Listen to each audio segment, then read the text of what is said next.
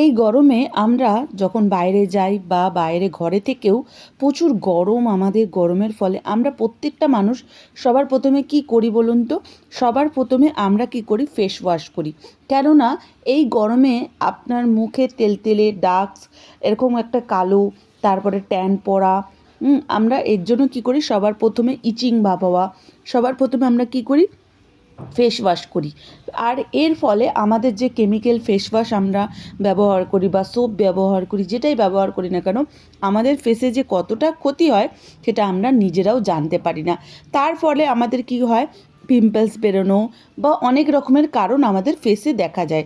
তাই জন্য আজকে আমি ঘরেই আপনাদের একটা ফেস ওয়াশ তৈরি করে দেখাবো।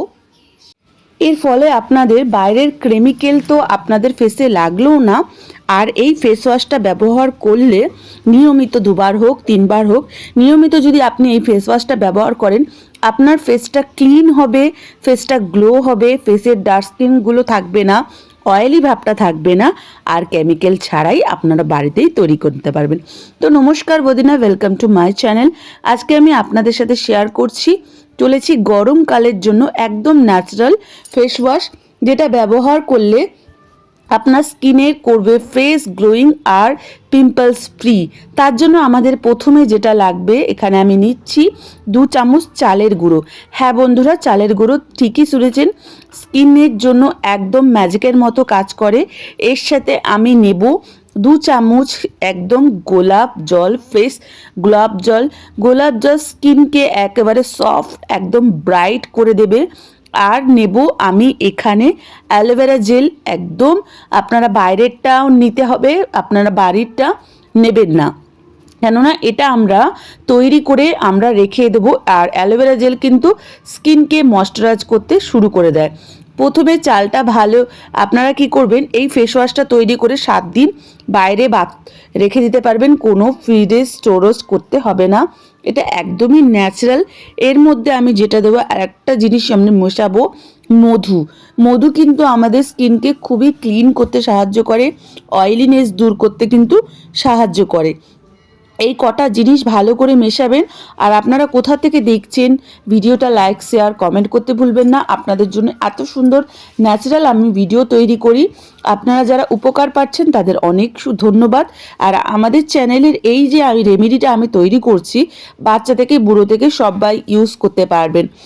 আর এটা মনে করুন এতটা কার্যকারী, ফ্রিজে তো রাখতে হবে না, বাথরুমেই রেখে দেবেন, যখনই আপনি মুখ ধোবেন তখনই আপনি এই ফেস ওয়াশটা ব্যবহার করবেন।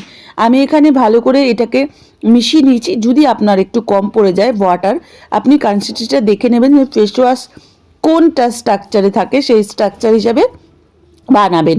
তারপরে আপনি কি করবেন? আপনার যে কোনো ফেস ওয়াশ বা বেবি ফেস ওয়াশ হোক, বেবি বডি ওয়াশ হোক, এটা নিতে পারেন। আমি এখানে বেবি বডি ওয়াশ নিচ্ছি।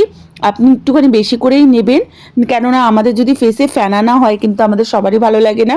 আমরা একটা জিনিসই বুঝি, ফেনা হওয়া মানে আমাদের ফেসটা ক্লিন, কিন্তু এটা একদমই ভুল কথা।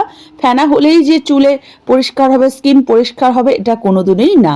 আর এই যে চালের ফেস ওয়াশ আমি এটা বানালাম, এটা সত্যি বিশ্বাস করুন খুবই কার্যকারী। কিছুই না, আপনি যখনই মুখ ধুতে যাচ্ছেন হালকা আগে প্রথমে জল দিয়ে ধুয়ে নেবেন, তারপরে এটা লাগিয়ে হালকা হাতে ম্যাসাজ করবেন 2-3 দিন, তারপর ঠান্ডা জল দিয়ে মুখ ধুয়ে ফেলুন। একবার ব্যবহারেই দেখবেন ফেসটা গ্লো। চাল আপনার স্কিন থেকে একেবারে এক্সট্রেস অয়েল ট্যান রিমুভ করবে, স্কিনটাকে উজ্জ্বল করবে, ভালো লাগবে। ভিডিওটা ভালো লাগলে সাবস্ক্রাইব করে পাশে থাকতে ভুলবেন না।